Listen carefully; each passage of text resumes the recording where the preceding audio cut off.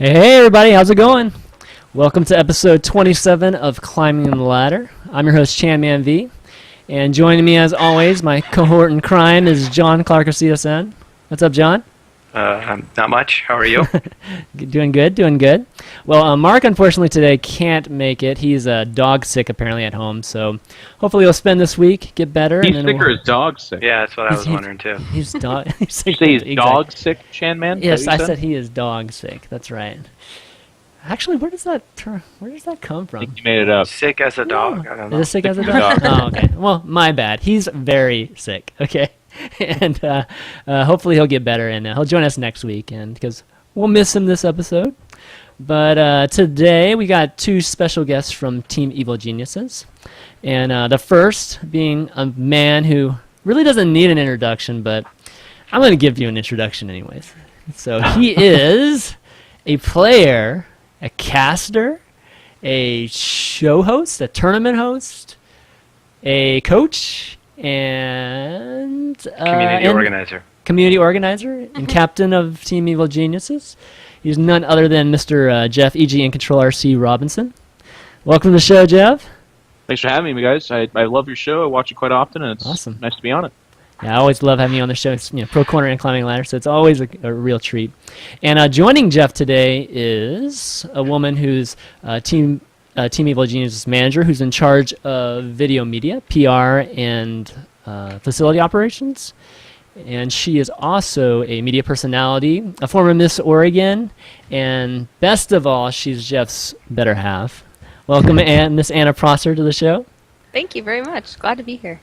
Awesome. So, I was talking to my mods last night, and we were trying to think of the last show you guys were actually on together, like a live show, not like a YouTube video, like like some of the YouTube videos that you guys make. But do you remember what the last show was you guys were on? It was in February on Switching Gears, or Shifting Gears. That's what it's called. Clutch's show. Clutch's show. Yeah, I missed that one. Yeah, we did a Valentine's Day episode. Oh, nice. Isn't that sweet? Isn't that cute? Very, very sweet.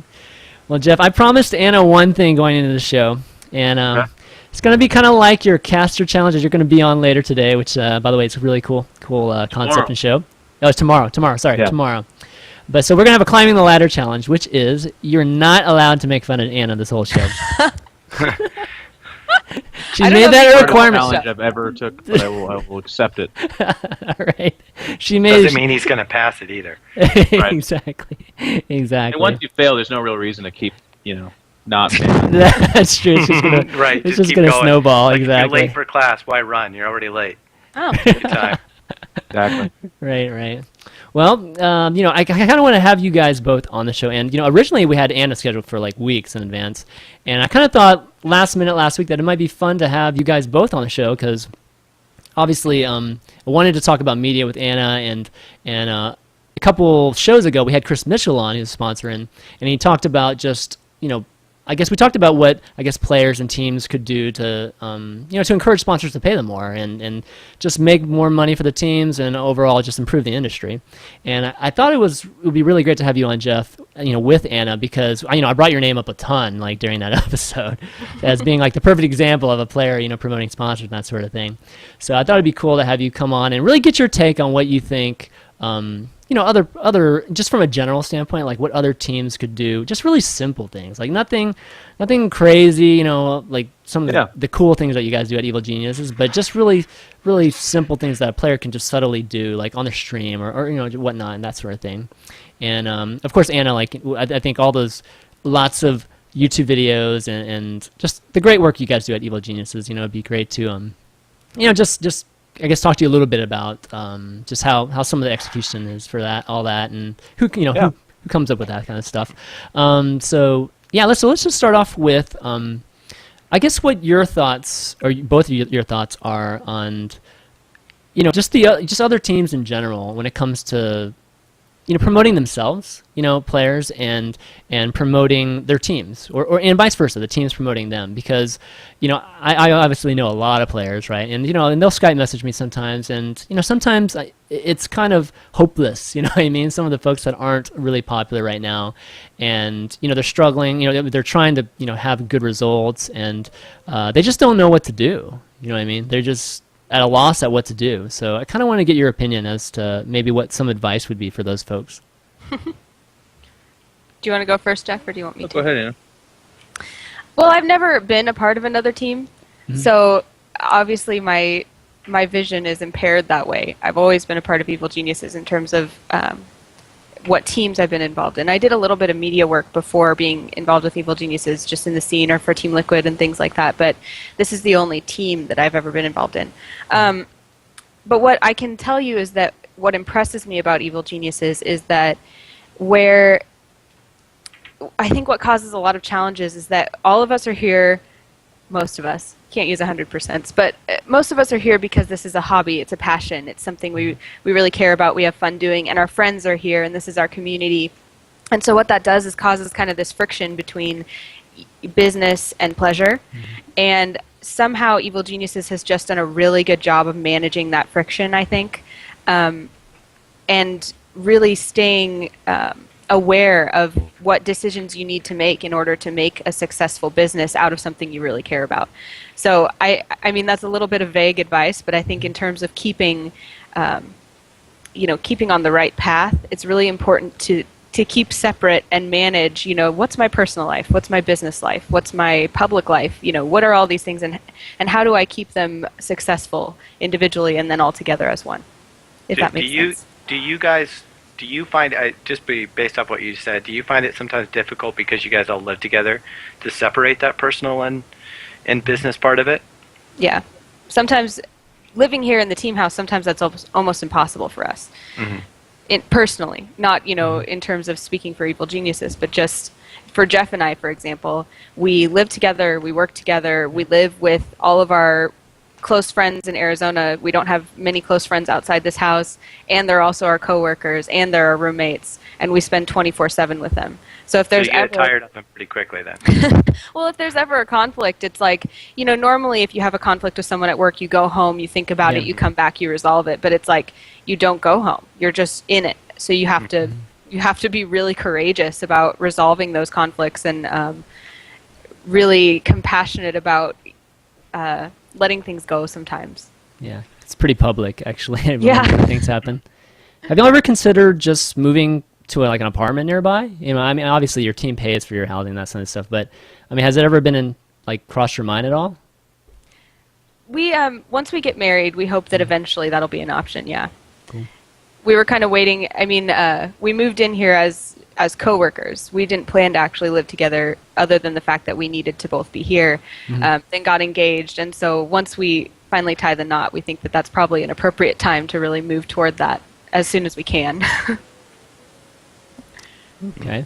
I mean, Geoff, you're kind of, for me, getting at what sets EG apart in that regard for me is I think they're the first, whatever, maybe there was somebody else that did it first, but the first, at least, to put it on the grander scale of an organization to kind of relocalize their thought process. In the past, 10, 15 years ago and onward, or I guess backward, when you were thinking about professional gaming, everyone unanimously thought, well, that means playing games and winning. That's what it means. Yep. Mm-hmm. And that's kind of still the thought process that circulates around the greater community. Like when you see these videos, it used to be more so than now, but still in the past you'd see people be like, well, this is what they're doing instead of winning. Kudos to EG. And it's always said like that in kind of a hateful way, because the thought process was, if you're not winning, you don't belong, you're bad. And of course, put the winning things aside, because EG does their fair share of that as well. But I guess what I'm trying to say is that more and more we're seeing the community kind of coming to grips and realizing, but more importantly, the teams, that one of the most responsible things you can do to your players, which are your employers, but also for yourself, your own investment, is to strengthen your overall brand name by not just putting all your eggs in one basket. If a team lives and dies off of winning, and you're in StarCraft 2 and that's where you're investing, you are an effing idiot, because winning in StarCraft 2 is hard as shit. It's really, really hard to win in StarCraft 2. When you do win, it's a really big deal, and it absolutely grows everything, and it's the ultimate goal for everyone. So it's not like winning becomes less important, but it doesn't become the only path to salvation. Wow. Chris just called me mama. Really good point. They didn't hear that. They didn't hear that. They didn't hear that. Oh, they didn't hear it? Okay. So for EG to kind of basically do this thing where they're organizing a group of people that create creative content, but then also for them to delegate resources towards making that content a step above and beyond, it grows everything. And this is something that everyone talks about but needs to be identified. It's not just good for EG. It's good for the players in those things. I mean, a good example for me is a guy like Machine. Machine does not do a lot of commentating. Machine's not on a lot of shows, although he was on Kings of 10 last night. And Pro Corner Thursday. Yeah. But when he does the commercials, right, and your shows as well, but when he does commercials, people see him across the world in between the biggest and final events for 100,000 viewership streamed events. Like, there he is, because we're the only ones producing those commercials, and Machine gets the benefit of that. People see him, he gets exposed. And of course he's in an EG jersey, and of course he's talking about EG sponsors. And sponsors are the lifeblood. So because EG does such a good job of that, they're making their sponsors happy, they're making their players happy, and in turn that makes EG happy. And that's why when the topic of discussion is what can other teams do to step this up, and why is EG so successful, I've got a lot to say. Yeah, I mean, I totally agree with that. I mean, I think there's no question that, I don't think anybody would disagree that EG right now is like up here, from the standpoint of just, success, sponsorship, marketing, and everything. And everybody else is like around here. And we're talking about big teams, other teams that actually have some major sponsors and are considered, the big teams. And they're all down here. And that's where I feel like there's just such a giant gap that it just boggles my mind, and I think you're right. I think EG has a great synergy when it comes to team sponsors and players. And I think what's happening with some of the other teams is that, and again, I'm talking to players that are coming from these other teams and they just don't know what to do. So, I mean, do you think it's a responsibility of the teams? I mean, do you think it's just absolutely it's just a lack of, just they're basically not getting any direction. Yeah, I think a shout out definitely has to be given to Alex Garfield. Mm-hmm. I mean, he, as much as he's kind of shrouded in mystery, I think one thing that's not a mystery is how hard he works and how dedicated he is. I mean, not only does he have passion, but he 100% wants his team to succeed and kind of is willing to do what's necessary to do that, and devotes resources where he sees that they need to be devoted, instead of kind of hemming and hawing about maybe this, maybe that. I mean, obviously it takes a really strong leader like that, someone with vision, someone with the willingness to delegate, the willingness to devote resources, and the willingness basically to give up his life for a few years so that he can build this company. I mean, he's been a great leader. So I think that I mean, you want advice for another team, find an Alex, I guess, is part of it. Well, a couple things too, and actually this is really really convenient. Milton Game in the chat provides me with an excellent example of exactly what I'm talking about. He says, yeah, what a dream, being on the commercial between the finals instead of actually being in the final. And that attitude is exactly kind of what I'm talking about, where this perspective is still, to a certain degree, upsetting to a lot of people that are kind of insecure with this idea. And they're not really approaching this from the direction that they should be, which is that if you don't make that final, or let's say you're a player that doesn't necessarily make finals, boop, then if I'm the guy who's hosting the event and I'm attracting attention to myself but also my sponsors, at a period of time where I probably wouldn't be there anyways, obviously I would trade every hosting and casting gig I could possibly get for a finals. I'm working as hard as I can at that. But if I'm not in those finals, for me to still be present and a part of the show, that is a moment in time where otherwise I wouldn't be giving that exposure. I wouldn't be getting that. So that's what EG is about to a certain degree. They're at home training harder and as hard as everybody else. Obviously, I think the Korean standard is still higher, and of course the frequency for which they get to play with other Koreans is higher. But for EG, if they can have their big-name star players in those finals, but then they can have me commentating or hosting it, and then they can have Machine in between in commercials, that sounds pretty effing sweet for EG, I would imagine. So it's weird that these ideas for people still are well, if they're not sacrificing everything to get into the finals, then they're doing it wrong. Well, that person's probably not very business-minded if they think that, because they're still believing that there's this NASCAR car out there and it doesn't have sponsors on it. It just says winning, and then if it doesn't win, it doesn't actually get money. But if it loses, it's well, all we're trying to do is build the best car in the world with $0, and we want to win these races. It doesn't actually make sense. You need to make that money. Go ahead. I was going to say, your point there is, I think I agree with a lot of the things that you just said there, but you did bring up an interesting thing, which is, are you saying that teams should have players with different roles? Because I think a lot of these teams are built with players that are all trying to win. They're all trying to achieve that same goal, which is win a tournament.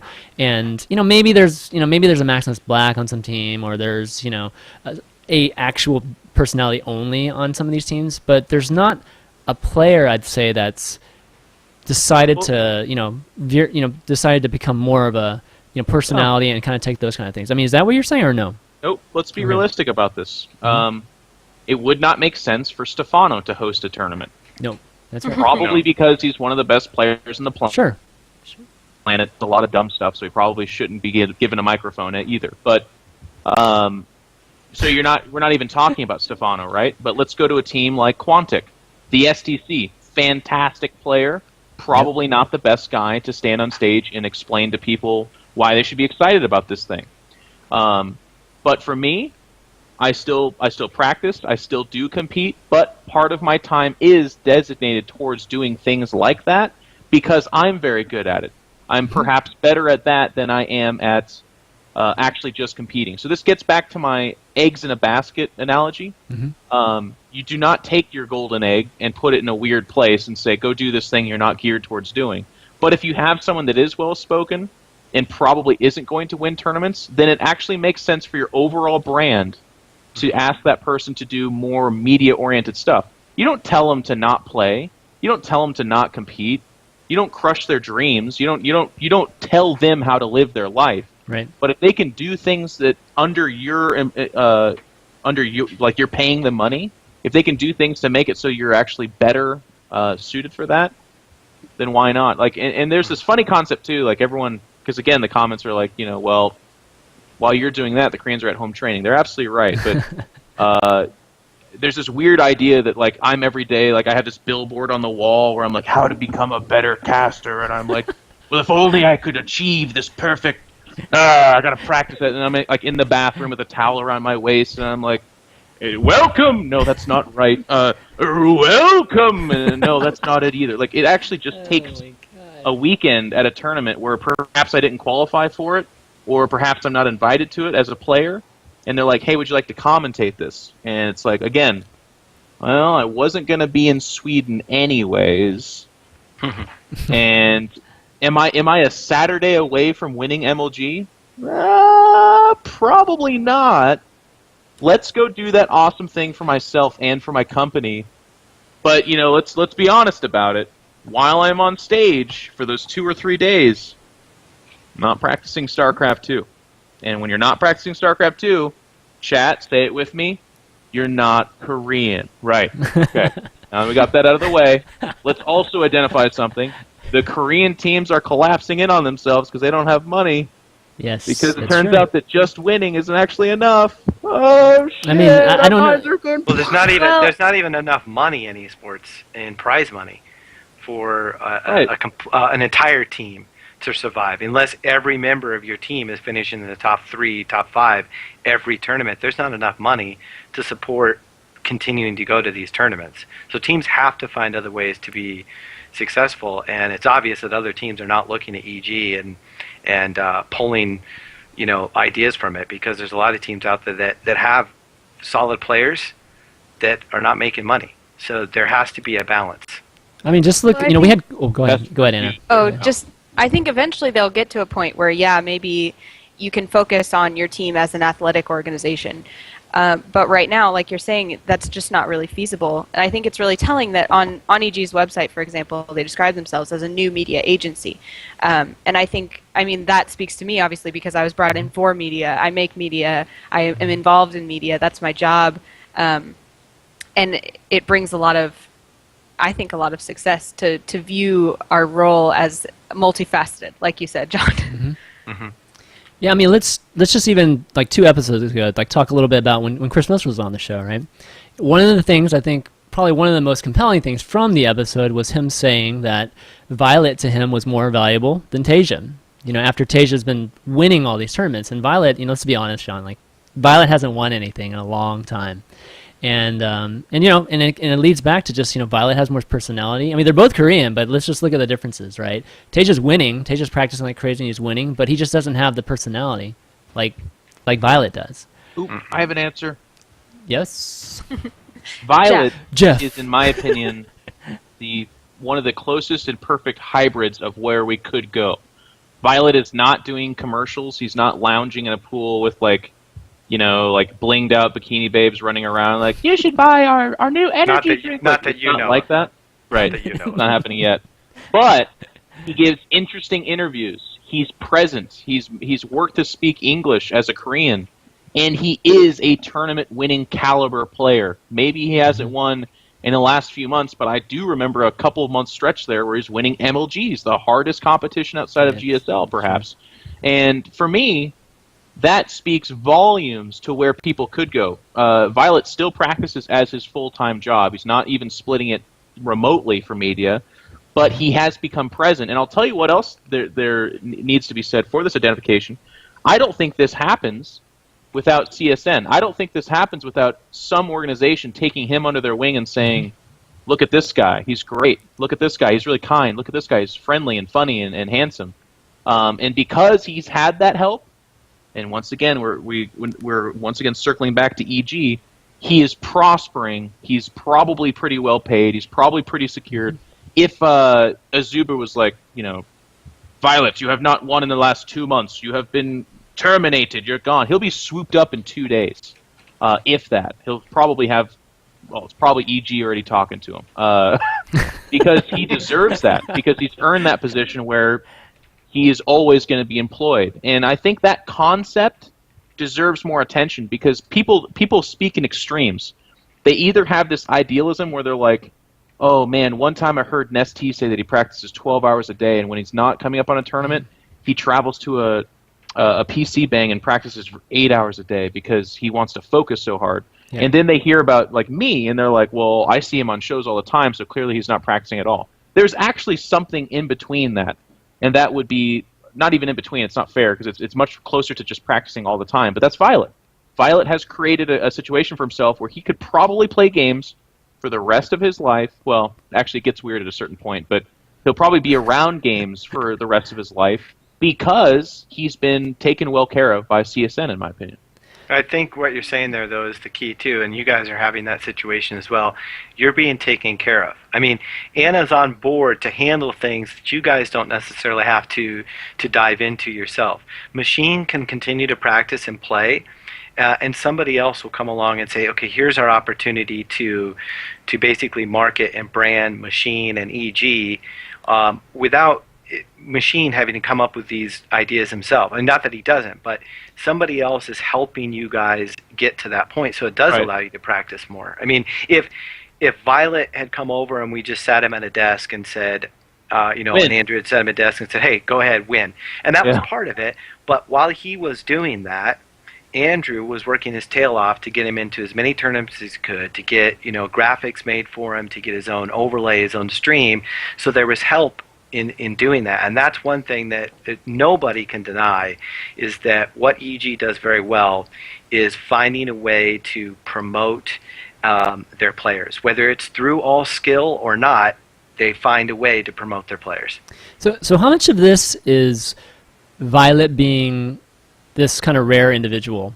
How much of it, I guess, was Andrew really, pushing a lot of this on Violet, and then obviously, Violet was doing a lot of it, as much as it was just Violet who was just open to doing everything. Because from my standpoint, I feel like Violet just has this special personality. I mean, he seems like he understands. Like, he gets it. And he got it from day one, I feel like, when he left.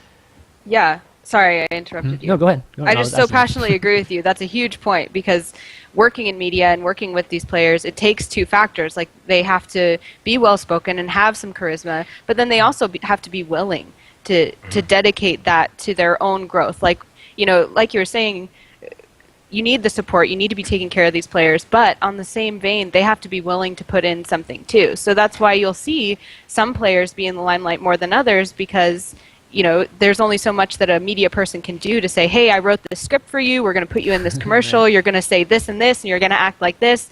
And if they're not willing to put themselves out there, if they're not willing to make a quality product, it's not going to get published, and they're not going to get that exposure. So, I think that Violet is naturally a character, but I think he's also willing to put himself out there and put in the extra work to not only be a good player, but also be a good personality. I think what's really important for me, too, because what you're hitting on is a well-known concept that also kind of acts as a blockade in the scene. A lot of people, they look at this situation and they say, and I'll just use myself as an example, they're like, well, actually yeah, it's pretty conceited to use myself, but I'm just going to go ahead and go with it anyway. Do it. They'll be like, well, I can't actually. I'm not as well spoken as in controller. I don't have I don't like public speaking. I don't like to put myself out there. And I think and then the next thing they say is, I'm not as good as that individual at doing that, so why even bother? I'm not going to be the best. And I think what Anna just spoke about is very, very true, and it's something that we need to identify. Like, I actually just yesterday watched DreamHack Bucharest, and I had Hasselhoff's and Sake commentating. Now I'm going to be pretty straightforward with you on this.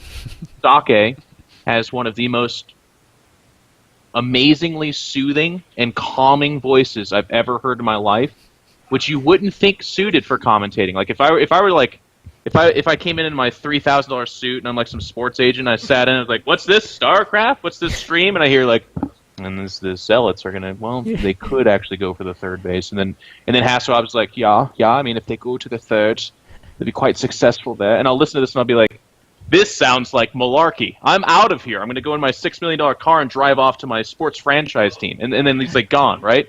But actually, inside the scene, we see that people really like Sake and Hasselhoff's commentating, and they're not Hasselhoff's is actually very well spoken, and of course Sake is very eloquent, but they're both German-speaking individuals that when they speak English, it's not your traditional commentating style, but people really like that, and we wouldn't know that if it weren't for the fact that they put themselves out there, despite the fact that they don't have Total Biscuit's presence. They don't have like Husky Starcraft's humor. They don't have the Tastosis friendship that's been out there publicly, right? Like, they don't have those things. They're not the best, but people still tune in and really enjoy their commentating because they put themselves out there. Now, guess what happens?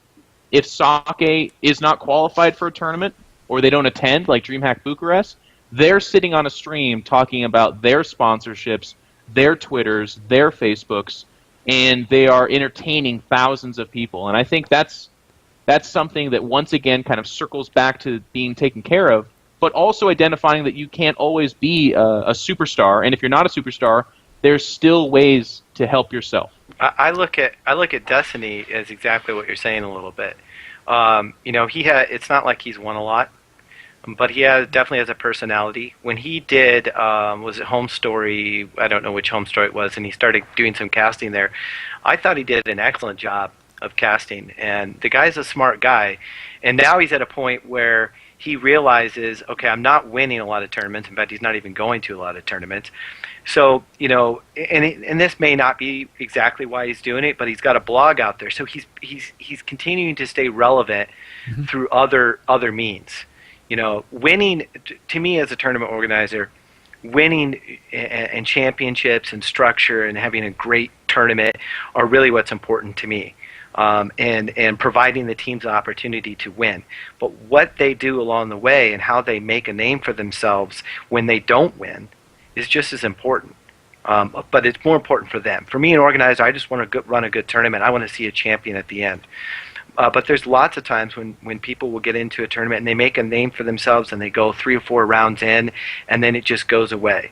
I mean, that's a time where somebody needs to say, man, I had 15 seconds of fame right there, maybe 15 minutes, and now how can I build off of that? And people just aren't thinking that way. They're not looking into it. And it's not like we have a bunch of resources. You can't Google, how to become a successful, gamer without winning. It's not like that's out there. But there are ways, and people just need to look around and do it. But the key, again, of course, is if you want to stay relevant, you have to take the leap and to do something different that maybe you're not used to. And it comes full circle, too, because if you put yourself out there, if you allow yourself to be taken care of, if you do those things that bring you some success and some rest, you eventually have more resources and more time that you can then focus on playing. So that's always been the impression I got from EG right from the beginning, is that yes, we're putting resources into this business, yes, we're trying to produce this media, but ultimately our goal is to take care of our players to the point where they can focus on playing and we can focus on the other stuff, and that will make them win more. I kind of want to bring up one particular person and kind of talk about kind of just his kind of career path. And I want to talk about Nick. I want to talk about Axlab, right? And I kind of want to talk about him because, definitely Nick, I feel like, obviously he was part of Evil Geniuses and then Team Rain and then, obviously Infinity 7 now. We miss his cooking. He misses good. He's a good cook, really? He is. He's a great cook. I didn't know that. Oh, I didn't actually know that about him. But I wanted to bring him up because I feel like Nick, for a long time, was stuck in this, in this bucket that was really, players that just can't quite get that reach, like where he streams, he gets 1,000 viewers. He couldn't quite get there. He's probably around 300 or 400, and just couldn't quite get over that hump. And so I kind of want to bring him up because obviously now, I think after he started doing that analyst work, for MLG, one of the arenas or whatever, I felt like he got over that hump, and then, hasn't really looked back since then, right? He's gotten this MLG job now, and, he's still kind of playing. He's kind of doing exactly what you're talking about, Geoff. But there's a lot of players in that bucket, and I guess I'm trying to figure out, maybe come up with some answers for these folks, some formula, which is, do you think there has to be some level of winning success before you can even, pursue any of these peripheral type of, things? Is that fair to say or no? I mean, like I think Sake Maximus Black would say it's not fair. Well, Maximus Black and Destiny those are just rare cases. Where you have like a total personality that that comes first before you even get the game. They're just huge personalities. In the case of like all these guys that are trying to be, all they're doing is playing. They don't know how to get from, having some success. Let's just say they get to pretty far in an MLG, whatever round in MLG, like into the winners bracket and that sort of thing. But they just can't get to the next step. Like they can't get known by the community. Like what should those guys do? Like after, let's just say, Geoff, let's say I'm one of those players and I get to, I don't know, top 24 in MLG. What do I do? Like what do I do next? This is a great question actually, because I feel like this is kind of an everyone has a piece in this type thing. For the players, again, I think the ultimate goal is winning, because there's no way around it. Even if you are spending any time commentating, you are more interested in listening to a Sake or Hasselhoff's commentating an event because recently you saw them near the finals or doing well or being put out by their top tier team as players that they rely on to go win matches. That kind of stuff obviously gives credibility. It gives legitimacy, but also it's more exposure as well. If someone's winning, you see their name more as well, right? Like right. That's actually part of it. So there's kind of that weird situation where everyone identifies that winning is of course the best thing to do, and everyone's trying to do that, but not everybody wins. It's very exclusive. And this is where I get a little bit closer to saying this is where we all kind of come in.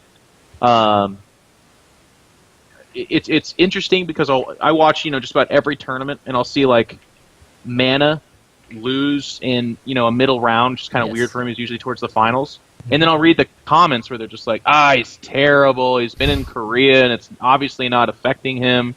He probably doesn't practice that much. He's a horrible player. Bad. And I'll tell you what, I look at that and I'm like, holy crap! If they can call a DreamHack winner, like one of the absolute best Protoss players outside of Korea, one of the best PBT players on the planet, terrible. And of course, I'm giving negative attention to the few negative players. It's not like the overall idea of Mana is that he's bad. But what I'm trying to say is that this concept's around enough that the idea that does circulate as one of the main thoughts in the community is if you're not winning tournaments consistently, which nobody is except for kind of Stefano and then a bunch of, actually even a few Koreans, given they all play in these tournaments, you're really not that good of a player. So I think that concept gets kind of weird because the idea of success and the idea of winning back in Brood War was nothing like that. And that's because I believe that community to have been much more, in my opinion, knowledgeable, unfortunately. They were definitely a part of it. So they kind of saw the process of people qualifying for these tournaments. They acknowledged the earlier wins against legitimately good players. And then they also recognized when they ran into a really good player, and on that day, it was that other good player's day. Yep. And I think that concept needs to be spoken about and thrown around because this concept gets thrown around too. Our community and even the player base is kind of cannibalistic in the sense that when someone loses, it's really in vogue to be like, wow, did you see how bad they lost? They're terrible. They're bad players. And that concept kind of circles around and creates more negativity when what it should have been is like, good try. it was interesting you went with that strategy in game number 2. You know, like, what were you thinking? Or, like, let's speculate about what they were thinking, as opposed to, oh, they're just bad. They did something stupid. I'm in Platinum League, and I executed that Immortal push better than they did. And it's like, you know, like, that's obviously not true, and why are we even saying this? Why are we spending any time on this? Yeah, but all the fans are, just like in sports, they're going to be armchair quarterbacks. Absolutely. You know, they're gonna look at it and say, I would have done this different. I remember when we first brought on Rance to do some casting for our events. He had worked with DJ Wheat back in the day on Epileptic Gaming, and he's got a loudmouth. He's a guy that it sounds more like you're watching a radio station. Mm-hmm. He's completely different, and his understanding of StarCraft 2 is much less than most people. And all he got was people raging on him because, you know, he was different. And it's always easy for someone sitting behind a keyboard, you know, to type in, "Hey, you suck," or "Man, you know, did you see what he did there?" But actually, that's kind of part of being a fan. You know? Of course, and that's that response. It's very important that you said that, because a lot of people throw that out there as like the reason why everyone gets a free license to just be a dick. Mm-hmm. And what I would say too is you can absolutely acknowledge that what I'm saying right now is not everyone should be like, you know, with a monocle and a top hat, like, did you see the strategy he ran in previous games 2 and 3? Quite interesting, wasn't it? You know, and they're like just bouncing around this dignified speech.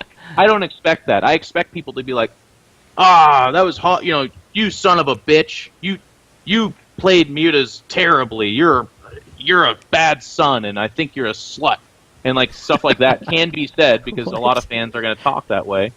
But what I'm trying to like put out there is that there is positivity and there's negativity, and when there's too much negativity in a scene like StarCraft 2, where we're not a billion-dollar industry like the NFL or something like that, and that communication goes directly to the players, you're actually going to be a part of something. You're going to be a part of how you affect that person. If I tweeted right now at the quarterback for the Seahawks, Wilson, and I said, "I feel like you're not the best quarterback. You're a poor human being," he may or may not get that. In fact, because he's a rookie, he probably will. But if I did the same thing like Peyton Manning, hell no, he doesn't read that or give a shit. He's his assistant will read it.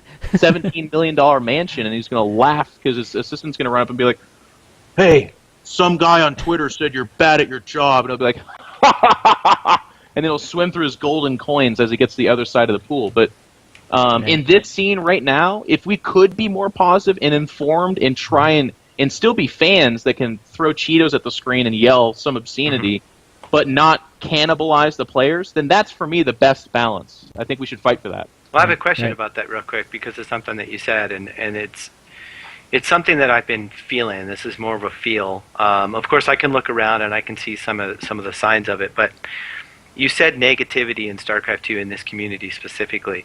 Do you feel as if there is this rising tide of negativity in the community right now?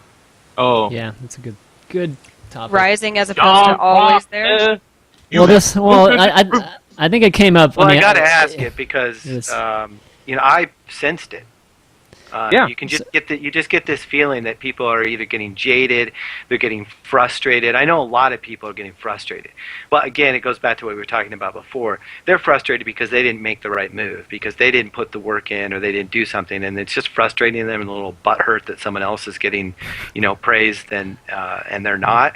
But overall, it just feels a little bit like there's a rising tide of negativity. I don't think it's even as simple as they're just butthurt or anything like that. I think that on a very large scale, not only the StarCraft 2 community, but the internet community, the gaming community, is a community that values cynicism. It values intellectual discourse that has a negative bent to it. I would say that it's a much more far-reaching problem even than just negativity toward players. I think that our very culture is actually that way. And so personally, I work very hard to try and put positivity back out into the esports world. But I've definitely noticed, I mean, it's funny that you mentioned this actually, because I had a friend from high school come visit me this week. She was a cheerleader. She's very bubbly. She's very excited. And most importantly, she has a bulldog. She does. She has a bulldog. She brought him over to play. But she mentioned, "Oh yeah, Anna used to be a cheerleader too," and everyone's like, you are a cheerleader. And I started to look at the way that I act, the way that I talk, the way that I relate to people. And over just the last 2 years, my entire persona has become so much more reserved, so much more judgmental, so much more not bubbly. And that's simply because I need to fit in with my colleagues, and my culture. So it was a huge wake-up call for me that it's not just like keyboard quarterbacks, although they are a huge problem. It's also that we breed that kind of culture. And so I would say anyone who has a problem with it, start inward first. Start trying to spew some positivity first, aside from just complaining about it being a problem. Mm-hmm. But I mean, yeah, that's something that this is like the worst etiquette on a show to do ever, but I can't help it. It's in the show notes. We're going to talk about this on Inside the Game as well, because it's obviously. I'm sorry, but it's a right, big double subject hammer. that John brings up. Like it flat out is unacceptable how quickly and sensationalist this community got about a couple of events that have happened in the past and will happen again. But everyone was like, "The sky is falling," and oh my god. So we're talking about last week, right? Yeah. In particular, Well, it's still going on now. I mean, there's still some stupid Save Hots tweets going around, and if you look at Reddit and you go to the top right, you can still see threads that are like, "Why is it important that we win this poll?" And the existence of StarCraft 2 depends on it. It's like, oh my god, cool your jets. Okay, so let's talk about that for a second, because obviously I had Destiny on Pro Corner, like right before State of the Game from all this, right? And we talked about it, and I will totally, I will not disagree that Destiny's post, the title of his post was definitely a bit over the top. It's basically saying StarCraft 2 won't last past the legacy. Well said, Senator Chanman. But I have to say, a lot of industry folks were reacting negatively to all of that. But I feel like, in a way, the community did come together in a sense. And, even though there are these private forums that, I know Grubby takes part in, and Todd and Morrow and Sheth and those guys, it didn't seem like a lot was being changed. I have to say. So I feel like, yes, there was some negativity that came from it, but hopefully there's some positivity that came from it too. And, I don't know, do you think any positives came from that? yeah, definitely. You can't say it was all negative, and there are definitely many, many people in the community. I don't mean to give the idea that like everybody's negative, we all have a problem. There are definitely so many people who are working so hard to make positive changes and take every negative setback as an opportunity. And I think that's definitely what a lot of people did. For me, it's I will respectfully disagree. It would be like a bus hitting someone on a street corner, and then everyone's circling around to see if they're okay, and then someone like backs up and goes, "Okay." But did any positivity come from this? Like, let's think about what's the silver lining. The hospital. Optimism. They're all going to have to work, and they're going to have to clean this up, and it's going to feed their families. And then that person gets hit by a bus, but that bus is karma. So obviously everyone just kind of like, let's not go look at that one. That was supposed to have happened. I mean, we can, to delve deeper into this, basically, I appreciate, I guess here's where I do become a little bit of a politician. I appreciate that people thought they were doing something right and that they tried to do something good. That's the good part, but that's of course what you'd say to your 4-year-old son when they like painted the room with his own poo. But his idea was to like put brown walls together because you guys were talking about painting the room. For me, the problem is everyone was like, "Oh my God, do you guys realize what's going on? It's all up to Blizzard. If Blizzard doesn't do something, we're doomed. It's over. This game will be dead before the 3rd edition." And then they're tweeting "Save Hots," and they're just like, there's this circle of people going like, "Oh my God, if Blizzard doesn't save us, everything's fucked, bro." Imagine if the Counter-Strike or Quake community had said that oh years my ago. God. And just sat back and waited for them to take care of it instead of the community. That's the reason Counter-Strike is still played a lot today, and Quake is still considered a great game to play because the community put effort into it. A lot of effort into it. And they didn't wait around for ID Software or Valve to take care of it.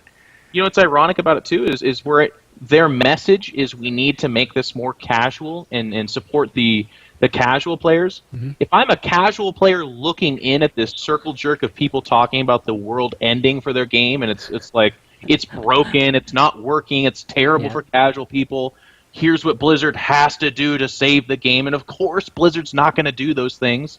Then what does the casual person look at that and do? They go, nope, doop, doop, doop, doop, doop, and they're off doing something else, probably a MOBA, because their community is going, this is great, we love everything, everything's like, they introduced a new player. She's this chick in a short skirt with a ruler, and she hits you with it. It's the coolest thing ever. Like, well, every community goes through this. Everyone gets excited when a new game comes out and people latch onto it. And MOBA is what it is right now. Everyone's excited. Everyone's optimistic and happy, and there's lots of lollipops and candy canes being passed out. I mean, there's lots of good stuff going on.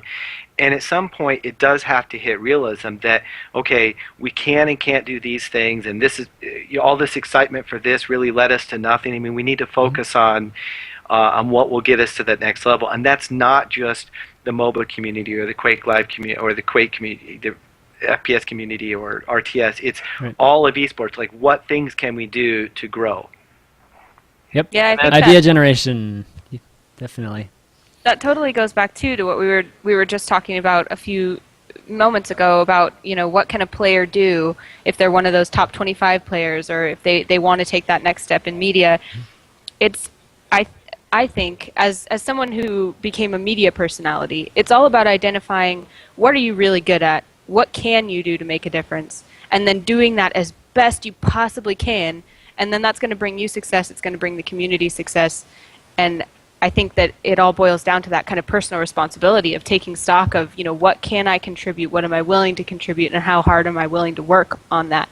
And, for me, it was like, I'm not going to be a pro gamer. I can't contribute that way, but I'm good at talking, I can do that. Or maybe somebody's good at organizing people, or maybe they're good at writing petitions, or maybe they're good at, building a bridge between community and corporation. Whatever it is, figuring that out and contributing that, I think, is the most valuable thing anyone can do for our community. Mm-hmm. So why don't we? Okay, so I think we've definitely spent a lot of time on talking about, I guess, players and just the kind of all the stuff that was happening last week. Why don't we talk a little bit about media, with in particular with you, Anna?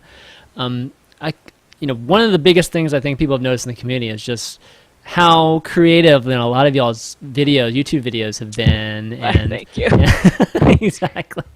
So I wanted to ask, were all those videos your idea? I mean, to talk to me a little bit about just how the concept of videos like the EG falling came together.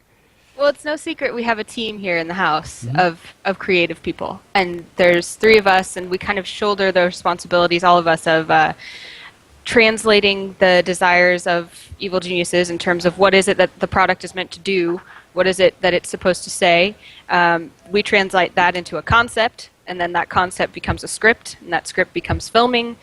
The filming turns to editing, and we end up spewing out a final product. And all of us, it's kind of cool. We're kind of all involved on every step of the way in different areas. Like I'm not going to be as helpful in the editing section as I am going to be in the script writing section. Right. When we're filming, I'm not going to be as useful behind a camera as I am directing, something like that. But it's been this really awesome growth of this team, where it started out with just me and a point-and-shoot camera following the players around, to me and a guy who actually knew how to use a camera, to me and a guy who knew how to use a camera, and a guy who does sound, and all of us can help with concepts, and we kind of keep each other in check, where I'm like, guys, this idea is so funny. Oh my gosh, wait till you hear it. And they're like, no, Anna, that's not funny. Maybe if you changed it this way, then that's funny. And then, we kind of all go from there. And it's hands down probably the part of my job here in the lair that I enjoy the most.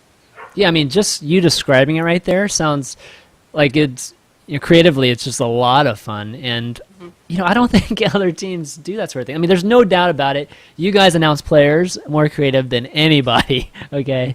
With those videos and that sort of thing. So, that's another thing, with media, is I feel like a lot of folks think just interviews. Like, talk to me the difference between doing those kind of YouTube videos, right? Where you're creatively doing some kind of funny type of video that's, whether announcing players or just, talking to, just giving some more exposure to your players, like Unburrowed, versus just folks just doing interviews, like in their house, with some of the players. Like, I mean, I feel like that's the more common approach, right? People just Yeah. making content that's just purely, like, what's your next tournament? That sort of stuff.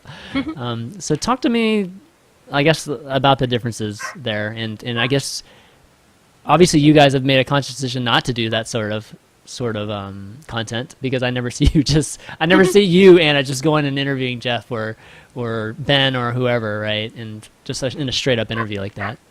We have done a few of those, but they're generally for a purpose. I can draw from like public speaking, from communication consulting, from marketing, to say that the most important thing when you're sending a message is to know your audience, know the purpose, have a call to action. And I think that that's pretty obvious in Evil Genius's videos, is that there's a reason for each one. And so we do interviews like at MLG's, Kingston that does those interviews with us. And so that the reason for that is that people want to tune in, they want to talk to our players, they want to see how our players are doing.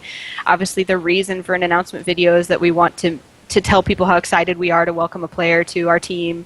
The reason for a commercial is to sell a product. So content for the sake of content is really tempting. It's very seductive. If you're someone who likes to make media, it's tempting to just kind of film everything and share it with everyone. And a lot of people will consume it, and a lot of people will enjoy it. But I think as a team, have been really cognizant of trying to make sure that we're creating content that has quality and has purpose, if that makes sense. Yeah, absolutely. It does make sense. Totally. So one thing also I wanted to ask you too is that, we haven't seen you hosting many tournaments, I guess, lately. And was that a cautious decision of yours to not host and kind of work? I mean, you're kind of more behind the scenes, I have to say, just of late. And, you're doing a wonderful job. It's just, that's one of the questions I had for you. No, it wasn't a conscious decision. It wasn't like I sat back and said, I want to do less hosting. I think it was I don't want to call it a sacrifice or like a... You were just being nice and letting collateral damage, Rachel I do guess. more. Yeah, exactly. Well, the thing is that, like, thus far, anything that I had done media-wise had been on my own. I promoted myself. I made the connections myself. I talked to people myself. And so as I get more and more involved in the behind-the-scenes things, I have less and less time to do that. So that's been the main reason, is just that in order to kind of stay in the minds of the people who are going to hire you to do hosting and things, you have to constantly be building those new connections, reaching out to them, reminding them how much you want to work with them. And I didn't have time to do that. So, luckily my relationships with people like IPL and Kingston and, a lot of these other people that I know and that know they can count on me for good quality content are still reaching out to me, and I'm still doing events, but I definitely would like to do more. So if you're watching this and you feel like you need a really experienced hostess, there you go, John. No, right. Why would I do that? I know, exactly. All right, let's see what's next up here. Well, okay, I'm just going to bring it up now. I'm going to bring up the wedding. So, obviously, you guys are just You guys are getting married? You guys are the Prince William and Kate of our industry. Oh. I guess Wow. you could say. Well, okay, I mean, I'm maybe stretching it, but you guys are kind of like okay. okay. But so I know before, when especially maybe shortly after you guys got engaged, the subject of whether you guys were going to stream the wedding kind of came up, like in the community, and at the time you guys said that you may consider it. So I kind of wanted to ask you guys at this point if that's in the works or no. Do you want me to answer, Geoff, or do you want Sure. to? Yeah, it's still something we're considering. Okay. I have said in the past, like 100%, yes, we're doing it, and I've said I don't know, because the thing is that it's a big undertaking, and we've had kind of a few options that have then turned out not to be options in terms of streaming. But the reason, I guess, that we originally, the reasons for doubting the idea to stream it are obvious. Letting that many people take part in what some people consider a very private event, inviting people to basically comment on one of the most important days of our lives. Like we talked about, the negativity of the community. Like, I know 100% I will get someone contacting me to tell me how ugly I looked in my wedding dress. Like, those things are definitely things that we've considered. But for To me, be at honest, least- though, conversely, I won't get that comment because I'm going to look damn good at that. But I think what outweighed for me, and I don't know, Geoff, I think Geoff might still be a little reticent. He can speak for himself. But I view a wedding as a very, as something I really want to share. It's something that I want to publicly declare how much I love Geoff and what I'm promising him for the rest of my life. So that plays in for me. And then on top of that, we have friends from so far, I mean, all over the world, people not only in esports, but people we know otherwise. I mean, like Asia, Europe, all over the place that we would never expect to fly to our wedding, but we still want them to be involved. And then on top of that, I think as much as we complain about this and that comment we're going to get from the community, for a large part, we adore our community and we want them to be a part of our lives. So if they want to share in our special day in a certain way, then that would be really cool. So those are the things that kind of started us down the road of like, can we stream this? Will we stream this? And I think we'd still like to, but as of right now, it's looking like, if anything, it's going to be a very small production. Like it's, it's as of right now probably going to be like a couple webcams and a laptop type of stream, just so people can be part of the day, but not like a production, because I don't have the resources or the knowledge to put something like that together. People are going to say those comments anyway. And what's funny is that 8 years ago, I married my wife on stream. Really? Really? Yeah. Wow. Yeah, I met her playing video games, and we decided to get married in Vegas, and we knew that none of our family and stuff, since we didn't really tell them until 2 weeks before we were going to get married, that they just weren't going to be able to make it out there. So we said, well, we'll find a way to stream it. And actually, the Little White Chapel in Vegas had a streaming option, and so we just gave people a link. Of course, it was like, was it 480 or something? It was really bad to watch. Looked good at the time. Yeah, it looked good at the time. I mean, it was before Twitch, but even just as simple, like you said, just a webcam that just watches and some sort of audio to see it as it is, instead of you don't need Total Biscuit there walking people through what's happening. That would be As much as classic. we want Tastosis commenting. John, that would be classic. You're listening to this. Yeah. And look at her in her dress, or She's taking another step down the aisle. Yeah. Could have Joan Rivers, or he could be the StarCraft 2 Joan And Rivers. from the main doors, both swung open, abroad, abreast, if you will. Oh man, that would. I think you Dude, should. that would be stream the amazing. Oh my god. reception. I think you No, should the stream the reception- reception.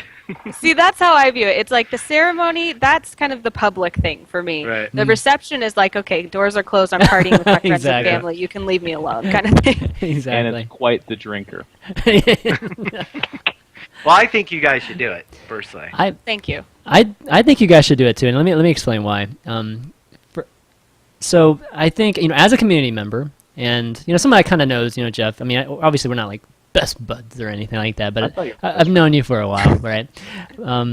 I think it's definitely something that's very positive, right, in the community, and just y'all's story is it's good, and it's been prevalent. It's been in our community for a long time now. So kind of seeing you guys progress in that. I mean, I think that's a very positive thing in the community, and also I think it kind of humanizes you guys. You know what I mean? Actually seeing, you know what I mean? I mean, I'm not saying you guys aren't human, but it does humanize, especially you, Geoff. You being such a figure.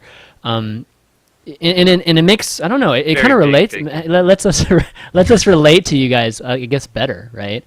And I think the community or the industry's missing some of that. And I mean, let me give you a tiny example.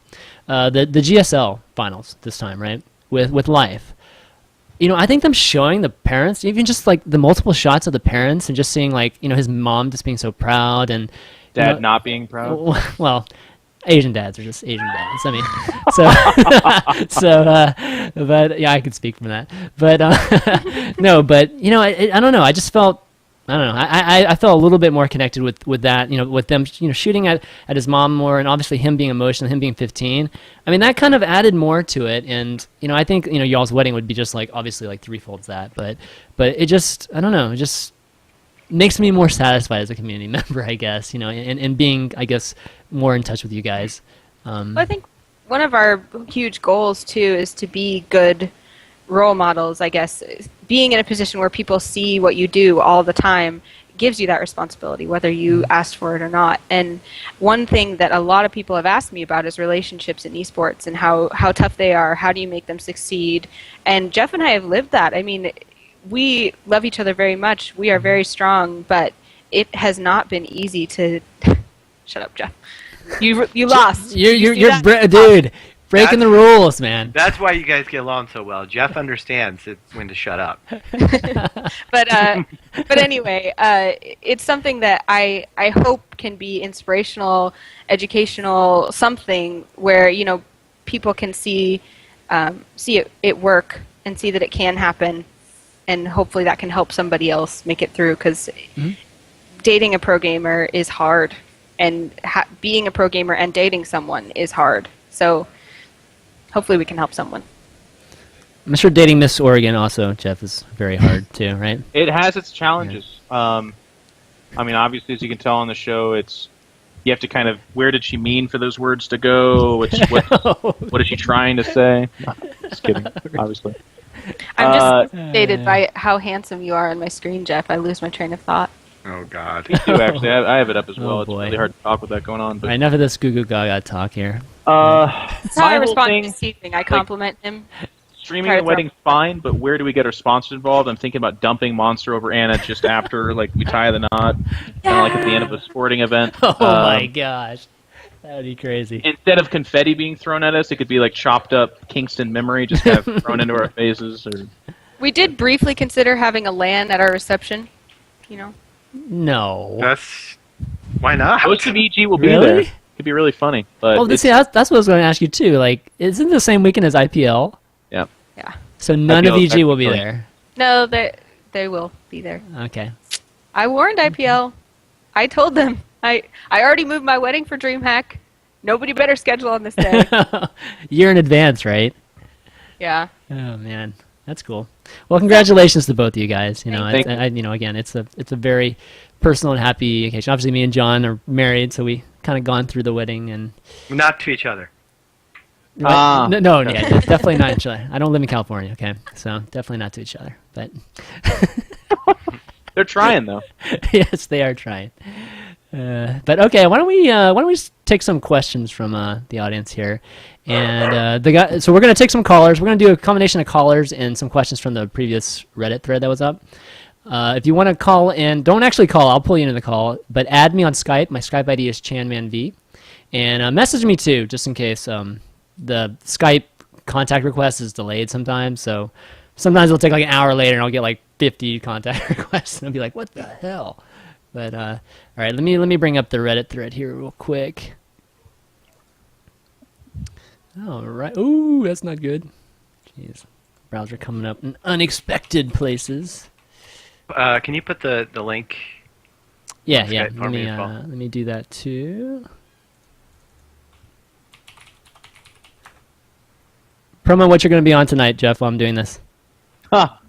At 4 p.m. Pacific Standard Time, which is in 1 hour and 45 minutes, One More Game TV on Twitch will have Inside the Game with myself, Idra, Pain User, and of course the DJ Wheat, aka Sean Connery of the esports world. And we're going to be talking about everything, and of course we'll take questions from you guys as well, so just tune into that. Hey, Geoff, I have a question while we're waiting for Do it. more stuff. Have you ever played any FPS games? Dude, okay, here's the thing. I'm actually a gamer. Like, I've always played StarCraft. I'm actually the oldest StarCraft player. I beta tested the original StarCraft because my friend worked for Blizzard fucking 14 nice. years ago.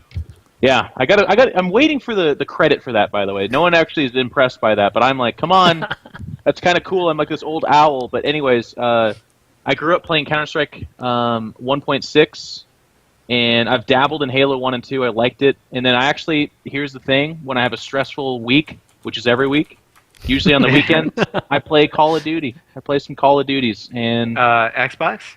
Yep, Really? Nice. I do.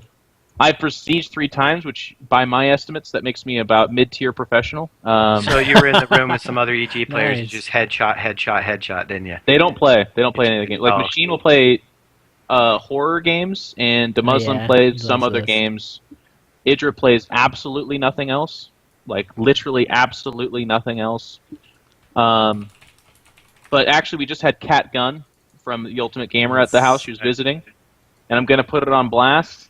I bopped her in Call of Duty, and then I bopped her in Tekken. So He's gonna be so mad that you really? told people he that. actually owes me Wow. $100,000 and a belt.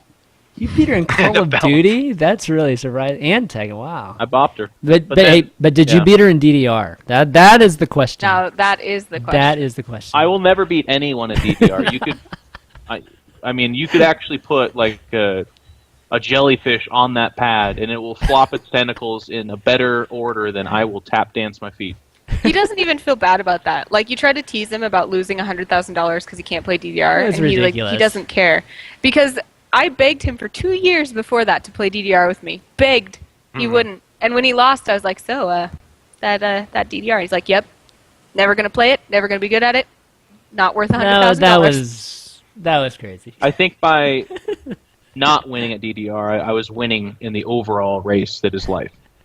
Yeah. When I go pro at Dance Central 3, then, That's- we can just be a complete couple that way. Dude, my kid loves Dance Central 3, by the way. It's so fun. All right, let's take a caller. Charlie Hahn. All right, let's switch this over here.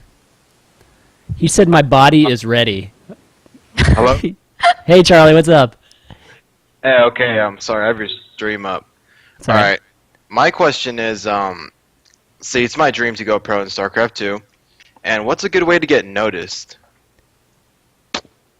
In what? Ugh. I mean, that's a pretty Go ahead. general question. Like, can you add some? Like, what do you mean by noticed? Like, noticed in a way where, like, a team will be like, oh, this guy, how do you get caught in a team's eyes, what I'm saying? That's kind of what we were talking about with the identify what you're really good at. Find out what makes you unique, and really put work into that. Of course, hone your skills. Of course, win some things.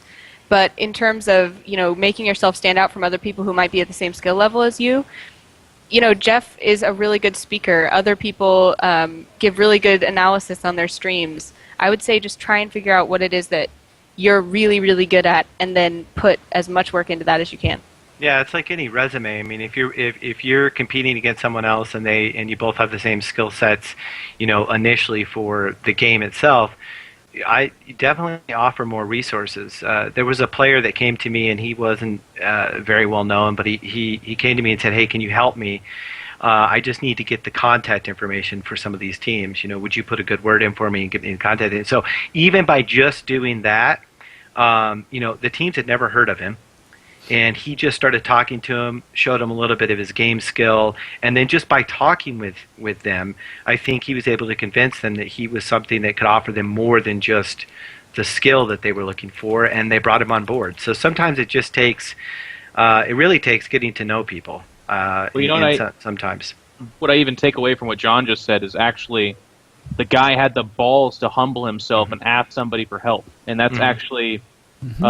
Whenever this question gets asked, I get kind of tired of telling people like, you have to win. That's what everyone knows. And then, of course, the really good advice is make yourself separate like it is job application. But I think one of the most important points that gets swept under a carpet is humble yourself. Go to message Day 9 and say, hey, could I be on one of your Day 9 dailies? Is there something you have for me? Can I get some exposure?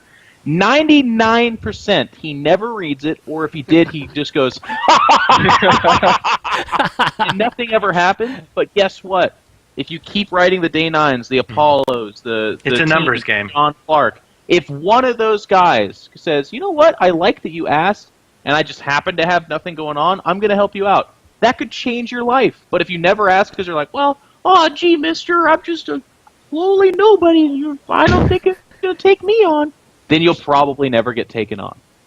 All right, No, so- that's well. Let me give you something too, Charlie. That's actually, Geoff, you bring up a really good point. We'll talk about that in a second. But I think so with the smaller teams, at least, because I know a lot of the smaller team managers, and John does too. And I know one of the things that they look at is obviously they look at the play-ums, play a lot of the smaller online events, because managers are keeping track of the results of those. And I've always been talking about trying to put together. I mean, I just haven't had time. But somebody out there, if you have time, put together a tournament that's, I don't know, call it Proving Grounds or something, where you can guarantee that some of these managers will be watching this event. so that guys like Charlie here can, don't have to ask this question like all the time, and just so there's a specific place where people know that managers will be watching. So hopefully somebody will do that eventually. If not, I might have to do it. But yeah, Charlie, hopefully those things will help you out. Yeah, and I apologize if you said that before. I was actually laddering while you guys were my background music. No problem. Well, no that's problem. good, though. All right, thanks, Charlie. Thank you. Yep. Okay, let's take one of these questions. Oh, that guy popped up. Oops. All right, we got a question here from Will. He says, I guess if any of you guys could do... I guess what is your dream job? That's pretty much what he's asking. What is your dream job? This. I knew he was going to say that. Yeah, Anna? our job is pretty sweet. It's hard to say anything's too much better, but I think if I could do this and be a successful mainstream performing artist in film and music, I would add that. Yeah, that would be pretty sweet. John, dream job. For the most part, I'm living it. I mean, there are very few people in what I do that get paid to do this, so it's pretty awesome. I mean, doesn't mean I wish I didn't get paid more, or we had more resources, like $50 million or something like that to do a lot more with CSN. But for right now, it's the challenge is part of what I love too. So I'm kind of living it. Yeah, for me. Not sure my wife agrees, but For me, it's kind of close. I mean, definitely esports isn't my job, but being able to do esports, with my free time lately, it's been very rewarding. And if I could just mix in music in there somewhere, that would be pretty close to dream Let's job. make music together. Let's do it, Anna. You can sing. I can play keys. Whenever Barrison comes down the stairs, it means one of two things. Sometimes both. He either ate all the cat food or he pooped upstairs. Oh no, I that's stopped not him good. halfway up the stairs. Oh, you did? Yeah, He didn't go up? he didn't go all the way up. Do you guys don't have Day a is baby a good day. cage? You don't have a baby gate there? Oh, we do. do. Oh, you Just do? push it Oh, It open. open. Wow, he pushed it open. Nice. He didn't but- push it open, did he? No, someone left it open. Yeah. Oh, someone left it open. Barrison Gotcha. doesn't know how to push things. I'm serious. If you put him in his kennel, and then you just close the door more than his body Even can like get this squeezed much. out, Right. he won't go out because he doesn't think he can move. Oh man, wow. That's Awesome. Well, that's Really- kind of convenient sometimes because you can, at least keep them in safe places, I guess. Conceptually locked in somewhere. Yeah, exactly. Just kind of put these light boxes Well, around them. those pillows seem awfully tall. I Yeah, suppose I'm in exactly. here now. Exactly. One comment though, Jeff, about what you brought up there with about just being humble.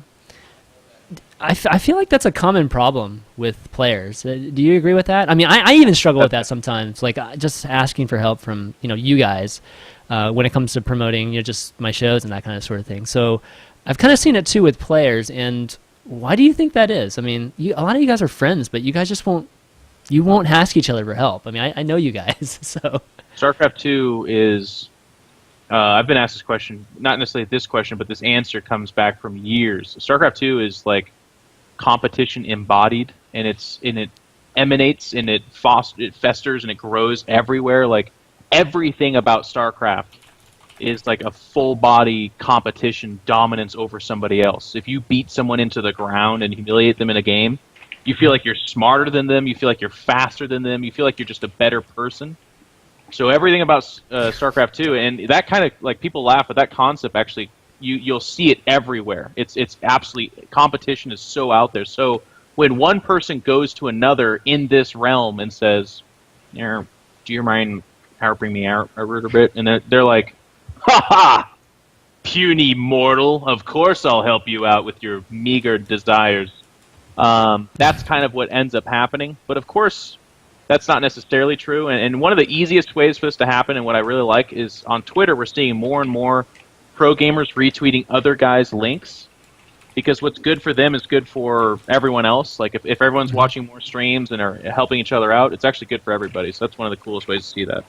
Let's talk about business strategy, too. I mean, yeah, the perception is that if you go to someone and ask for help, that they're going to think you're less capable of doing it yourself, and therefore that puts you at a disadvantage. However, I mean, all sorts of social interaction theory and all of that kind of stuff proves that if you can go and ask someone for help, they feel really good being able to help you. They build intimacy with you. In the future, they're going to keep wanting to help you. And if you build a lot of relationships like that, that in the end is going to be really advantageous for you. It's going to give you more power, even though it feels like you're giving power away. And some of the most high-powered businitmen I've ever met are the ones that will humbly come to you and say, "What do you think? Can you give me some feedback on this?" Right. And it works. So, I mean, there's a little, like, we work in a very male-dominated industry, if you haven't noticed, and it's a huge stereotype. Which needs to change. If you're watching Chanman's show and you find yourself to be an attractive young lady, we'd get love involved. to have you on. Yes, please get involved.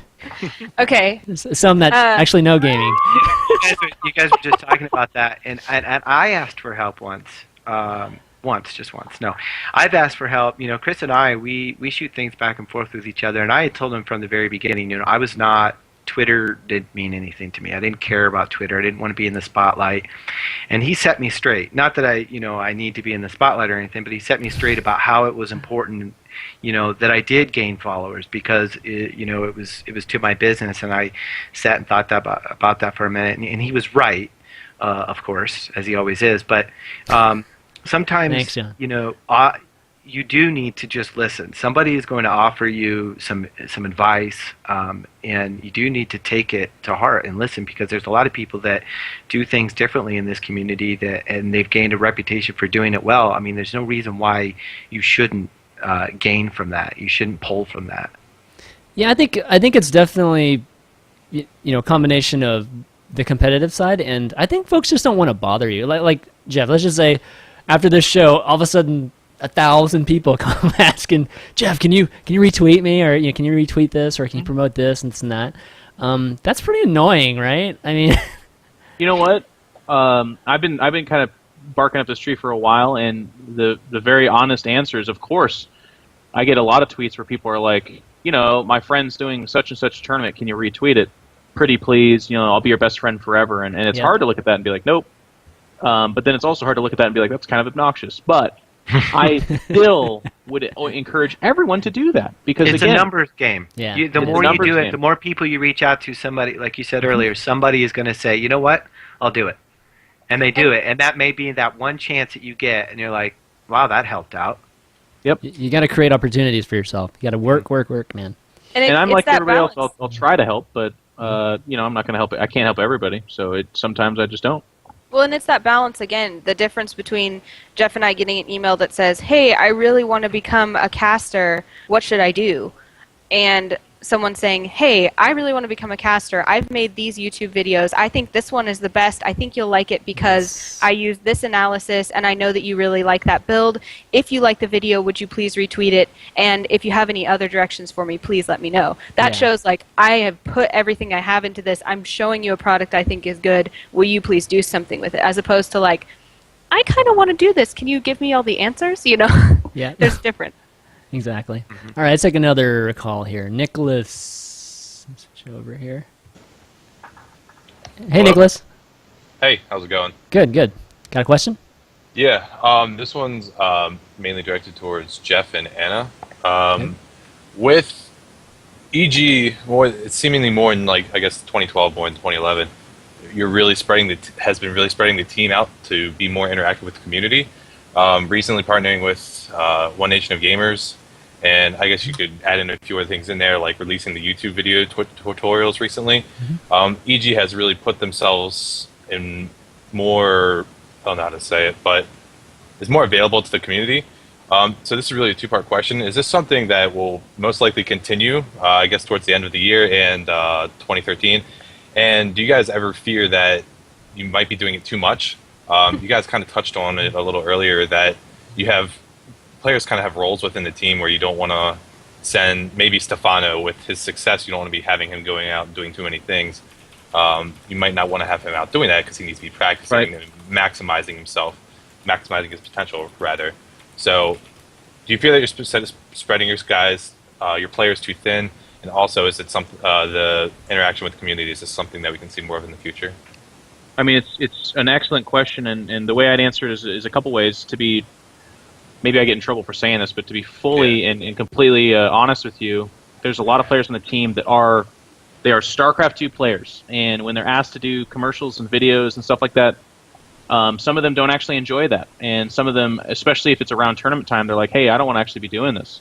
So moving forward, we've kind of learned that, because we're also one of the teams that's paving the way in that regard, so those players aren't going to do as much media stuff, because their first job is to be a StarCraft 2 professional, not a media person. So, of course, that gets respected. And that line has been touched and crossed and then learned about and backed off. EG is very responsible about that. And the most important thing you can do for a player is to give them an opportunity to be exposed in competition. So traveling them, of course. What good is a player that just sits at home and ladders? It's probably not very good at all. But then the second thing, too, is to make sure they're happy and they're supported. And that means they're paid what they're owed. They're given the right peripherals. But then also, they're not being distracted from what they need to be doing. So there's definitely, I'm not going to drop names, but there's players that are going to do less content because they've expressed that desire, and EG respected that. And as far as like community outreach and EG, I think like the only thing is like you'll notice the videos we did, because they got dropped in some gigantic, here's 1,000 videos that kind of like descended from the sky.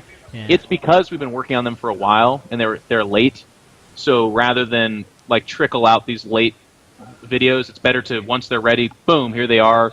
It's free for you guys. Learn from it, enjoy it, please. And there'll definitely be more of that, because it's just good business. It's good marketing. The more people look at EG and kind of go, the more they look at that kind of stuff, and they go, well, gosh, EG does such a good job of like connecting with the fan base and giving us stuff. They're more likely to then go into the websites of EG to show appreciation to the sponsors. Like, it's not like it's just.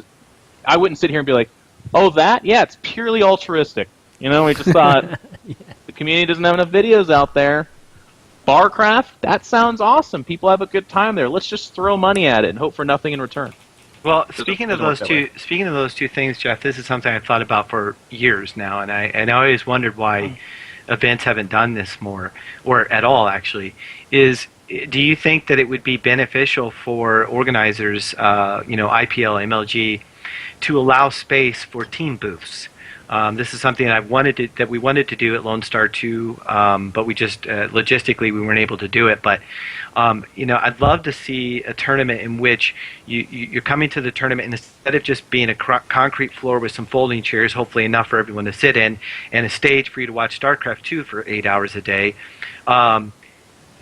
setting up an area that's not expensive. I just read somebody there. It doesn't have to be expensive. It's just space. And giving teams an opportunity to set up their booths, whether it's a table and some tablecloths, and an opportunity to have their players there and some of their marketing and some of their branding. For me, I just think that's a great idea for the organizers to kind of give back to the teams, and then for the teams to be able to interact more with their community. Because one thing that when a lot of these StarCraft 2 community people go to these events, one thing they're really looking for, not only to watch live their favorite player, but is that opportunity to meet some of their favorite players, to get closer to those teams. And I would love to see that at tournaments. I think it's definitely something that needs to happen. Yes. Yeah. That's something that has to change. I'm good friends. Well, I say good friends. Maybe Sundance doesn't like me very much, but I like him quite a bit. I'm just going to use him as an example because I think MLG is strong enough to take this criticism.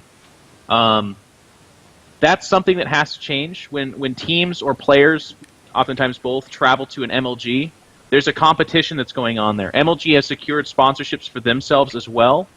And they've told those sponsors, you are going to get premier camera time. You are going to be on the floor. You're going to be exposed. Like, that's what they offer them. And part of their defense in the name of that sponsorship is by quelling competing sponsors. Of course, us with Monster and them with NOS, we have all kinds of uncomfortable stuff going on all the time where they're trying to make it so that our sponsors that pay for us to go to these events get less exposure, which hurts our business, so that they can raise up their exposure for their sponsors exclusively and, of course, give them more money. That competition in the tournament space is extremely problematic because MLG does do a good job of being like, okay, well, we can't do that, but let's try to find other ways to give you guys exposure. But if it's not for our sponsors, then it's less qualitative exposure. So yeah, but you're there already. And I understand, it's not like you guys can go in to an MLG event and they've got one headphone sponsor and you guys set up a booth and you've got posters everywhere of another headphone sponsor. That I completely understand. There has to be some give and take there, but really isn't it about, at that point, it's about the EG brand. See, I completely understand where we've been talking where there has to be a balance between the marketing and selling yourself and selling your sponsors and things, but at some point, it still has to be, it's EG. It's Team EG. It's not Team Raycall EG. It's not Team, Razor CSN. It's Team EG, and it has to be about that competition, and you guys are there as a team. For me, of course, I'm saying this from a tournament organizer's point of view, but I do see, that there can be a balance. If I was running the event and you guys had a sponsor that was not conflicting, I'd be like, paste it everywhere, put it up wherever you want. It's your booth. But there has to be, of course, some give and take there. I agree. Tournaments. Yeah. I mean, think about it this way: if the big name players don't go to a tournament, more than the casters, that tournament suffers in viewership, big time. Yeah, big that's time, true. and it's actually a known fact. So it is actually in the best interest for tournaments to be as welcoming and receptive as they possibly can for these big name players in particular, but really the player base is what I'm getting at. So that's why it's going to change. It has to, because otherwise the teams hold all the cards. They can look at DreamHack and say, how about we send our players to your events because you are supportive and you're working with us, and then they do that social thing where you kind of look across the room and go, you know what I mean? And they're like, and then the other one's like, oh, okay, and then imagine that world where in the future, if tournaments remain so lockjawed about like everyone NOS, it's drink NOS, and everyone's like, we don't drink NOS. This sponsor sent us to that tournament. We need some exposure, and they're like, no. Well, then they're not going to go to that tournament, and it's going to be the tournaments that suffer, not the players. They get exposure elsewhere. All right, Nicholas, thanks for the call, buddy. Thanks for taking the call. Thank you, Geoff, for answering the question. Thank you. EG's been doing awesome, I think, this year. So keep it up. Thanks, man. Thanks. Okay. One more call, John. Do you have to go or no? I've got 4 minutes. Okay, well, it's Kurt. Oh, God, never mind. The question alone is going to take 4 minutes. All right, Key Hunt, regular caller here. He's our go lust, Geoff, if you didn't know. Oh, okay. Cool. What's up, guys? Hey, Kurt, what's up? Good. Good to speak to you both again. How are you? Good. It's been a show or two, right, since you've been back? It has. Yep. It has. So yeah, first off, I want to start this question by saying I am not the apocalyptic type. I'm not exactly an optimist. Oh, but I'm not, really? I'm not an optimist, but I'm not Whoa. the apocalyptic type. I don't want to get. I can imagine DJ Wheat's rant about this question, but the question I want to pose to everyone is: a lot of teams, mainly mid-tier and smaller teams, have been closing up shop lately. Whether it be Type Gaming, whether it be Legion. I just recently heard about another European team that's going to close up shop soon. And I want to get your opinion. Is this an overall problem that the scene might actually have, that it might be too hard to break into the team space, maybe too much money on a credit card or something like that? Or is it just simply that they're not doing enough or enough correctly to get somewhere? I think for North America at least, there's very few teams that are even in the positive as far as money-wise. I think 2, to be exact. So I want to get your opinion on it. The human in me wants to say it would be great if every single person who wanted to start a team and every single person who wanted to be a pro gamer could be a pro gamer, could be successful. But I think the honest truth is that in order for our entire community to prosper, our industry to prosper, unfortunately, there are going to be people who succeed and there are going to be people who don't. And I hope that doesn't sound callous, but I think that in terms of who survives and who doesn't, there are going to be great people who just don't quite get it, and don't quite do it right, or maybe they just get dealt a bad hand of cards and they don't quite make it, and then there are going to be people who do. And a lot of that has to do with, yes, skill. A lot of that has to do with business plan. A lot of it has to do with luck. But I guess my overall point is that, like, I think that competition, the capitalism of our scene, if you will, is overall good for us, if that helps. Yeah, I mean, I actually agree with Anna, and Kurt, you sound like a guy that could appreciate this. I grew up eating my red meat, played my sports. What? Okay, I wore my Letterman jacket, and I believe in capitalism. I believe. Absolutely. Someone throw American flag behind Geoff now. And a bald eagle carrying an apple pie. The very bottom line is while it's crass, and it's really, by the way, I identify how stupid this is, because I'm sitting here in the EG house talking about how I believe survival is like. I know, that's why it was so hard to say. Okay, it's like. It's pretty man. ridiculous for me to say this, and I get that. Believe me, there's no way escaping that. But what I do want to say is, I do believe in a gaming scene where if anyone's just like, I'll start a team, and then everyone's like, you started a team? That's so awesome! Everyone, come here! You started a team. Let's get in on this, and do you need money? Do you need, what do you need? And then they just like kind of give it to it. I don't like that, because this is a competition-based scene. It's a sport, right? We call it esports. We're trying to make it competition. So the very hard fact is, if you are not able to adapt and evolve and be strong, then you won't make it anywhere near that finishing line, or you won't just continue with the race. And unfortunately, not necessarily unfortunately, but I agree with that. I think that that's good, and that kind of goes into the oversaturation thing that people's talking about a lot right now too. If I look at the right side of this, look at Team Liquid, EU Playhim, EPS Winter. I don't know what EPS Winter is. EU MCSL rebroadcast, the best tournament ever. Of course, there's MSI PC American Qualifier. Real Talk, CPC with us, Zotac Monthly, and then below that, every hour there's more events coming. Like, we have so much shit going on right now that some of those are going to drop off because they have 100 viewers and people don't care about it as much, or maybe they stick it strong. Yeah, at some point they will have to. It's just we can't have an oversaturation of it. My only point, and I agree completely with you guys. I do believe. Before you finish. Guys, I do have to head out. I have to take my son to a doctor's appointment. I apologize to everyone. No problem. It was good talking to you guys, and hopefully I'll see you in 2 weeks at Lone Star, Anna. So, anyway, and you, Chris. Right. Thanks for letting me co-host with you today. See you guys. Bye, John. See you, Kurt. Peace. Take it easy, buddy. Peace. But yeah, I do believe in what you guys are saying. I do think that there needs to be a serious level. I mean, like you said, anyone that starts a team, especially now with some of the defunct teams around, like whether they be Blight or anyone else for that matter, I definitely don't want anyone to get somewhere that they're not deserving. But I do worry when we only have 2 teams in North America that are consistently in the black, budget-wise or money-wise and stuff like that. I do worry about that, because in the end, players like Suppy would not have made it on EG without a team like Check 6. You understand what I mean by that? And there's many other things like that. So I do worry, because there's so few teams in North America right now. Europe's doing a little better, but they always have. Yeah.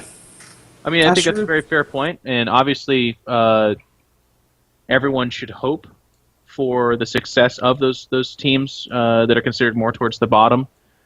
Just because, for the exact reason you mentioned, they give strength to the rest of the scene for different reasons. I mean, one of them would be fostering talent, but the other one too would be, just creating an environment where people could look at StarCraft 2 and go, maybe I can't join a Complexity or an EG, but I could join a Check 6, and that's a reasonable goal for me. And then that reasonable goal, the next one becomes, maybe I could join an EG.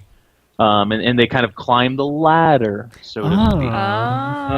Finally, somebody gets it. Holy smokes. But I still, that doesn't actually change what I believe, which is that, I'm not actually, Check 6 would be probably too personal to go to, but let's say another team, if they would have made different decisions, and perhaps they had a little pinch of luck, or they would have done something a little bit differently, they would have been that team that then grows into a Complexity, right? Like, that's actually the other part of this as well.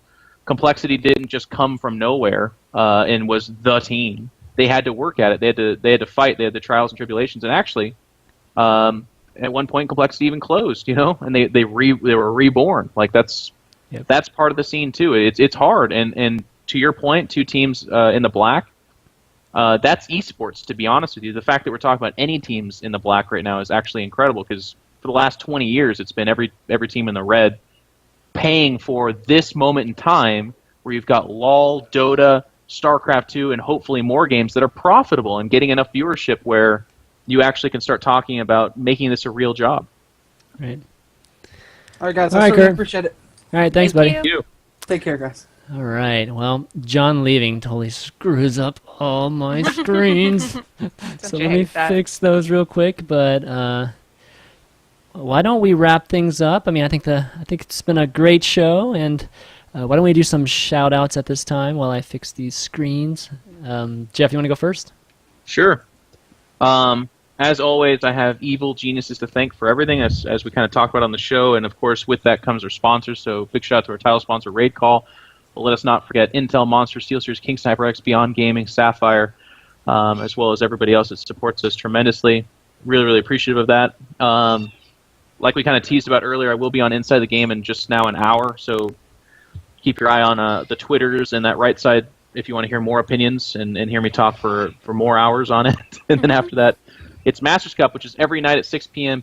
Pacific Standard Time, except for on Sundays, and Saturdays at 11 a.m. Pacific Standard Time. But I just appreciate you guys. I've been watching the chat, and you guys got a really good thing going on here. I mean, one of the things we talked about, too, is teams and people kind of stepping it up and trying to do... What are you doing, ChanmanV? Oh, okay. There you go. That's a better ending. One of the things we kind of talk about is other people getting involved and creating content and putting stuff out there. And in this era of doom and gloom, I'm looking at Climbing the Ladder, which has established itself as a fantastic show. I know that the Root guys are putting out like Decision Making and other great shows that are really cool. I know that Complexities, The Executives, is one of the coolest shows you could actually ever watch. It's really, really awesome. And the dogs agree with me on that, and I'm really excited about it. So people are working. They're trying to put stuff out there, and I just want to give a big shout out to them, and everyone should check those things out. Also, the Good Studio. Let's not forget about that. Yep. All right, Anna. You have any shout outs? She's Yes. the dog. First of all, echo Geoff's thanks to all of our sponsors for Team Evil Geniuses. If you want to check any of our stuff out, we're at myeg.net and Evil Geniuses on Twitter. I have to thank them so much for where I am, and looking into this next year, it's going to be pretty exciting, so stay tuned. As far as my personal stuff, you can find me at Anna Prosser on Twitter as well as Facebook, as well as Twitch TV. I haven't streamed in a long time, but like I said, I'm looking to hopefully do lots more media, lots more hosting, shows, gameplay, whatever, so try to keep your eye on that for the day when I finally get back to it. And then, of course, I'm Anna Prosser TV on YouTube if you want to see silly little happenings in Geoff and my life. And thanks so much, Chris, for having us on. I had such a great time. I really appreciate you inviting us. No, thank both of you for being on, and I think the show was a lot of fun. Hopefully, the viewers out there enjoyed, just what we've done on the show today. And follow everybody on Twitter. Obviously, Anna just went through all of her channels, but follow John at CSN John Clark and myself at ChanmanV on Twitter. It's the best place to get news on Climbing the Ladder and my other show, Pro Corner. But so big thanks to all you guys. Big thanks to the mods for helping out. My mods do just such a wonderful job in helping out in the chat during this, because I can't driving all this stuff. I just never have a chance to really, get on stream chat. Unfortunately, I'd love to chat with you guys. I just can't. So they do a wonderful job, kind of keeping you guys informed and that sort of thing. So big thanks to them as always. The VOD for this will be available at youtube.com/ChanmanV pretty shortly here. I'm just going to upload it right after this. But that's going to be it for Climbing a Ladder this week, guys. We'll see you next week. Oh, actually, let me tell you who's going to be on next week. Next week's going to be Zach Mazada from Machinima Versus. He's going to talk about YouTube channels and how to monetize on YouTube and do that sort of thing. So if you guys are like me, I was like completely clueless about all this stuff a couple months ago, so I had to learn all of it. So it'd be great for him to kind of educate you guys on just the benefits of being part of a network channel like Machinima and Machinima Versus. But okay, guys, see you next time. Yeah, hopefully it'll be fun. I need to get Husky on here and talk about TGS, but I can't get a hold of him. But anyways, guys, we'll see you next week. Peace. Thank you. Peace. Bye. Yep.